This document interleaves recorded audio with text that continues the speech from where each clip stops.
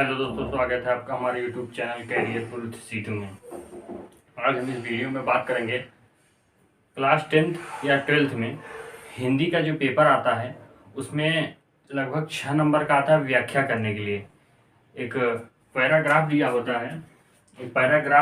है, कुछ कहानी की तरह लिखा हुआ होता है और उसे अंडरलाइन किया होता है नीचे, और आपसे पूछा जाता है कि रेखांकित अंशों की व्याख्या कीजिए। लगभग ये 4 नंबर का आता है, फिर 1 नंबर को उसकी रचना लिखने के लिए आता है और 1 नंबर के क्वेश्चन आता है। तो इतना आप 4 1 5 1 6 लगभग 6 नंबर ये कैसे कवर करेंगे इसके बारे में हम बात करेंगे। सबसे इम्पोर्टेंट टॉपिक है और 6 नंबर आपको आसानी से मिल जाएगा। और एक कविता आती है लगभग 6 नंबर की, वो उसमें 6 नंबर कैसे प्राप्त करेंगे। सबसे पहले हम बात करेंगे, यदि पेपर 70 नंबर का है तो उसमें पास मार्क का कितना होगा। आप हमेशा याद रखिए कि जितने नंबर का पेपर होता है उसका 1/3 जो होता है, उसका 1/3 उसका पास मार्क का होता है। जैसे पेपर 100 नंबर का है तो उसका 1/3 कितना हो जाएगा, लगभग 33 हो जाएगा, तो 33 नंबर पास मार्क का होता है। 50 नंबर का है तो इसका 1/3 कितना हो जाएगा, लगभग 17 नंबर इसका पास मार्क का हो जाता है। तो 70 है तो कितना हो जाएगा, लगभग 23 या 24 नंबर, मतलब 24 नंबर, लगभग 23 या 24 नंबर पास मार्क का हो जाएगा। तो 24 नंबर आप कैसे लाएंगे इसके बारे में हम बात करेंगे। पहले कहाँ कहाँ से ये नंबर कवर करेंगे, तो इन सब मुद्दों पर हम सबसे पहले बात करेंगे। तो यहाँ से देखिए, सबसे पहले हम बहुविकल्पी प्रश्न जो आते हैं इन सब के बारे में बात करेंगे। बहुविकल्पी को कैसे करेंगे, फिर व्याख्या के बारे में कैसे करेंगे। तो जो बहुविकल्पी आता है तो उसके बारे में देखिए। इससे पहले हम आपको बता दें कि यदि आप इस चैनल पर नए हैं तो चैनल को सब्सक्राइब कर लें और अपने दोस्तों के साथ शेयर करें, क्योंकि जो एग्ज़ाम है हिंदी का पेपर वो है 24 मार्च को। 24 मार्च को पहला पेपर है, तो ज़्यादा से ज़्यादा लोगों के पास इस वीडियो पहुँच पाए, क्योंकि व्याख्या करना, अभी हम लोग जब क्लास 10th या 12th में होते हैं तो हमें व्याख्या करना नहीं आता। तो व्याख्या किस प्रकार करेंगे, सरलतम भाषा में, बिना याद किए हुए, किसी भी प्रकार में किसी भी टॉपिक पे आ जाए तो उसका व्याख्या हम कैसे करेंगे। तो हम वीडियो में आसानी से समझने की कोशिश करेंगे। आप वीडियो को अंत तक देखिए, उसके बाद देखिए कैसे व्याख्या करेंगे। मान लीजिए हमें कोई कहानी दे दिया, मान लीजिए कैसे हमें दे दिया कि मान लीजिए कुछ भी दिया है कहानी के रूप में, तो सबसे पहले हम यहाँ लिखेंगे व्याख्या। मान लीजिए हम एक पैराग्राफ बनाते हैं, सूर्य पश्चिम से निकलकर,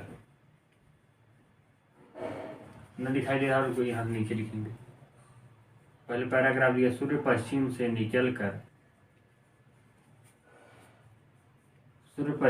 निकलकर प्रतिदिन अपने नियमानुसार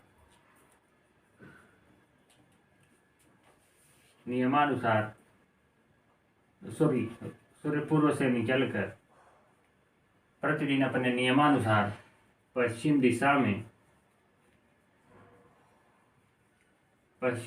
में अस्त होता है। सूर्य हमें रोशनी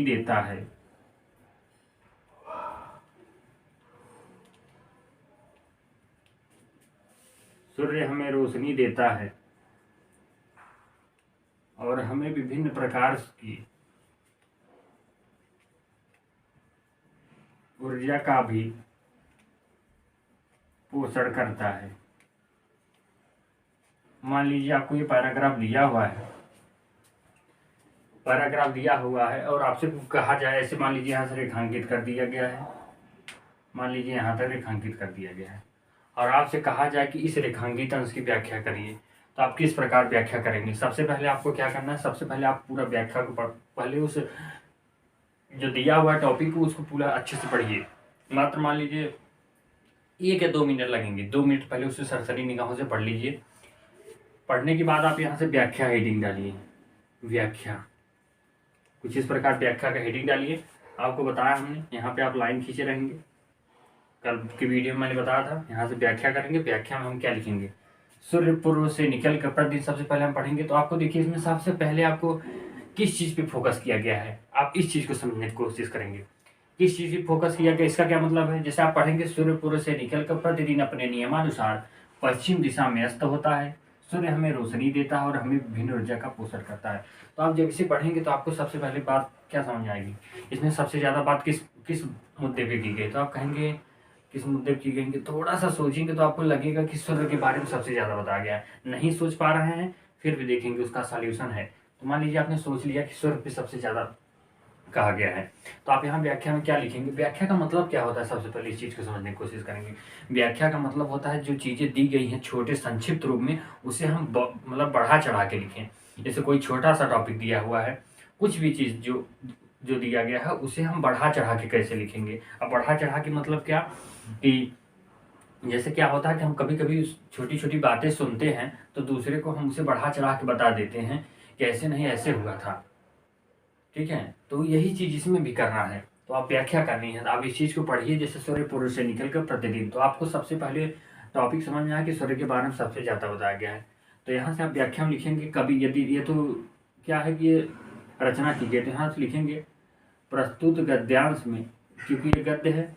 प्रस्तुत गद्यांश में आप ये लिख लीजिए, ये लिख लीजिए, सब कॉपी और पेन लेके बैठिए और ये चीज़ लिख लीजिए। किसी भी टॉपिक में, किसी भी व्याख्या में सबसे पहले आप यही लिखेंगे, प्रस्तुत गद्यांश में, प्रस्तुत गद्यांश में लेखक यह बताना चाहता है, लेखक यह बताना चाहता है, बताना चाहता है, बताना चाहता है कि सूर्य किस प्रकार, सूर्य किस प्रकार प्रतिदिन, प्रतिदिन। अब उसके बाद आप इसमें आपको पता चला है कि सूर्य के बारे में बताया गया है कि सूर्य कैसे निकलता है, कैसे अस्त होता है, कब, यही डेली उसका जो रूटीन होता है उसी बारे में कहा गया। तो आप यहाँ लिखेंगे, सबसे पहले जितना जरूर लिखेंगे, प्रस्तुत गद्यांश में लेखक यह बताना चाहता है कि, यहाँ तक सभी में आपको लिखना है। सबसे बड़ी बात ये आपको क्या करता है, ये चीज़ें नंबर दिलवाता है। आप डायरेक्ट व्याख्या लिखेंगे, यहाँ से लिखेंगे सूर्य किस प्रकार प्रतिदिन, ये चीज़ें आपको गलत हो जाएगी। गलत क्या, कम नंबर मिलेगा। तो ये चीज़ लिखिए, प्रस्तुत गद्यांश में लेखक यह बताना चाहता है कि सूर्य, सूर्य किस प्रकार प्रतिदिन अपने, किस प्रकार मतलब आपको पता है कि प्रतिदिन सूर्य पूर्व से निकल कर प्रतिदिन, तब इसी में आगे जोड़िए, सूर्य किस प्रकार प्रतिदिन अपने, आप यहाँ जोड़ लीजिए अपने से, नियमानुसार पश्चिम दिशा में अस्त होता है। और अब आगे क्या लिखेंगे, सूर्य पूर्व से निकलता है और पश्चिम दिशा में अस्त होता है। और कभी यह कह रहा है कि सूर्य हमें रोशनी भी देता है। आप जोड़िए, आप सूर्य कभी यह कह रहा है कि सूर्य हमें रोशनी भी देता है, या मतलब लेखक कहता है कि सूर्य हमें रोशनी भी देता है और हमें विभिन्न ऊर्जा का पोषण भी करता है। तो इस प्रकार, तो आगे और क्या जोड़ देंगे आप, यही इसी में से छांट के लिखिए। उसके बाद आगे जोड़ देंगे एक दो लाइन कि सूर्य, सूर्य इस प्रकार हमारे पूरे संसार को ऊर्जा प्रदान करता है, धूप देता है, हमारे जो पौधों के पोषण के लिए इम्पॉर्टेंट है। तो ऐसे ही आप एक दो लाइन बढ़ा चढ़ा के लिख देंगे। तो इस प्रकार ये व्याख्या हो गई। आप लगभग इसमें 4 नंबर मिलते हैं आपको, ये 4 नंबर आपके कहीं नहीं जाएंगे। मान लीजिए किसी हिंद, और उसके बाद इसके लेखक का नाम लिखिएगा। लेखक का नाम आप याद रख लीजिए, छोटे छोटे 2-3 टॉपिक याद रख लीजिए, क्योंकि देखिए आप याद रखिए, सबसे पहले पहला चैप्टर पढ़ लीजिए, दूसरा चैप्टर पढ़ लीजिए, तीसरा चैप्टर, चौथा चैप्टर, ये 4 चैप्टर पढ़ लीजिए। यदि आप 12th में हैं तो 12th के सभी 4 चैप्टर पढ़ लीजिए, और अगर आप 10th में हैं तो 10th के शुरू के 4 चैप्टर दोनों लोग, मतलब 12th वाले भी पढ़ लेंगे, 10th वाले भी पढ़ लेंगे। पढ़ने के बाद आपको इसी में से देखिएगा एक लाइन फंसेगा, इसी में से आएगा एक, उसी में से आएगा। तो आप क्या करिएगा कि उस लेखक का नाम याद रखिएगा और टॉपिक का नाम याद रखिए। टॉपिक का नाम कैसे पकड़ने की कोशिश करिएगा, जब आप पढ़े रहेंगे ना तो उसमें पढ़ देखेंगे ज़्यादातर कैसे लिख के आएगा। जैसे मान लो हमारी भारतीय संस्कृति एक चैप्टर है क्लास 10th में, तो भारतीय संस्कृति, तो जहाँ भी मिले आपको देखेंगे उसमें कहीं ना कहीं भारतीय संस्कृति लिखा हुआ मिलेगा। तो जब आप उस कहानी को पढ़े रहेंगे ना तो आपको समझ में आ जाएगा भारतीय संस्कृति नामक चैप्टर से लिया गया है, भारतीय संस्कृति नामक चैप्टर से लिया गया है, उसके रचनाकार भारतेंदु हरिश्चंद्र है। ऐसे ही करके आप यहाँ से लिख लेंगे। तो व्याख्या करना आपको आसान हो गया। व्याख्या के बारे में हमने बता दिया, तो व्याख्या कैसे करेंगे आपको पता है कि किसी भी चीज़ को बढ़ा चढ़ा के लिखेंगे। 4 नंबर ये आप जान लीजिए कि कहीं नहीं जाएगा, इसी में से छांट के लिखना है, बस आपको आगे ये जोड़ना है। बस इतना चीज़ जोड़िए, उसके बाद यही चीज़ आप उतारिए और बीच बीच में ये भी कहिए टॉपिक को अलग करके कि कवि क्या और कहना चाह रहा है। मतलब सीधी सी भाषा में आप समझिए। सबसे पहले आपको इतना लिखना है, इतना करेंगे, आगे फिर यहाँ से स्टार्ट करेंगे जहाँ से वो दिया रहेगा, जो अंडरलाइन किया रहेगा, उसी को थोड़ा सा का की के कुछ भी जोड़ के थोड़ा सा अपने तरीके से अलग थोड़ा सा करके उसी चीज़ों को उतार दीजिएगा। आपका 4 नंबर है तो मैं कह रहा हूँ कि 3 नंबर कहीं नहीं जाएगा। यदि 3 नंबर मिलता है तो आपका 2 नंबर कहीं नहीं जाएगा। 3/3 मिल सकता है, लेकिन 2 से कम नहीं हो सकता। तो आप याद रखिए कि यहाँ से आप इतना नंबर कवर कर सकते हैं और आपको इसमें कोई याद करने की ज़रूरत नहीं है। तो क्या होता है कि सब छोड़ देते हैं, बच्चे समझ नहीं पाते इसको कैसे लिखना है। तो हम अब पिछली वीडियो में बताए थे आपको खंडकाव्य किस प्रकार करना है, तो आज हम इस वीडियो में बता दे रहे हैं व्याख्या कैसे करनी है।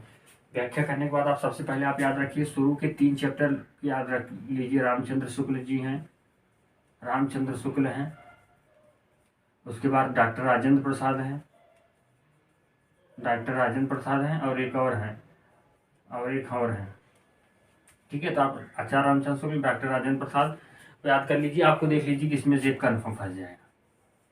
और उसके बाद पद्य में आप यहाँ से सूरदास हैं, उसके बाद क्या नाम है, सूरदास के बाद कबीरदास जी हैं, सूरदास कबीरदास, और रहीम है शायद। तो इन सब तीनों में से एक आप याद कर लीजिए, कन्फर्म है आपका ये 3 नंबर कहीं नहीं जाएगा। तो आप यहाँ से 6 नंबर यहाँ से कवर करेंगे। 6 नंबर इस प्रकार पद्य में भी लिखना होता है। 6 6 12 12 और ये 3 कितना हो गया, 12 6 18 नंबर कितना हो गया आपका, कन्फर्म हो गया। कैसे कन्फर्म हो गया, 6 नंबर का पद्य में आएगा यही व्याख्या करने के लिए, और 6 नंबर का गद्य में आ गया तो 12 नंबर हो गया। और उसके बाद 3 नंबर का ये आ गया, क्या नाम है, रचना, क्या नाम है ये, जीवन परिचय 3 नंबर किसमें और 3 नंबर किसमें, ये कितना हो गया 18 नंबर। अब आपको 6 नंबर और चाहिए पास मार्का के लिए। वो 6 नंबर कैसे कवर करेंगे, तो हमने आपको बताया था सोरठा रोला, दोहा, सोरठा रोला, ये तीनों आप याद कर लेंगे तो आपका 2 नंबर कन्फर्म हो जाएगा। तो 18 और वो 2 20, दोहा सोरठा रोला आप याद कर लेंगे तो 18 2 20 ही कन्फर्म हो जाएगा। उसके बाद हमने आपको बताया रूपा उपमा उत्प्रेक्षा अलंकार, जो है 2 अलंकार याद कर लीजिएगा। तो 20 2 22 नंबर ये हो गया। उसके बाद हम आपको प्रत्यय बताए थे कि प्रत्यय उपसर्ग के बारे में, कि आगे जोड़ना होता है पीछे। तो प्रत्यय में आपको हम बताए थे, जैसे आपको दिया रहेगा पन, जैसे आपको प्रत्यय के लिए दिया रहेगा, आप थोड़ा सा गाइड का सहारा लीजिएगा। आपको यहाँ लिखा रहेगा पन लिखा रहेगा तो आपको यहाँ आगे जोड़ना होगा, जैसे अपनापन, अकेलापन। तो ये सब आप नॉर्मली सोच के जोड़ सकते हैं, ठीक है।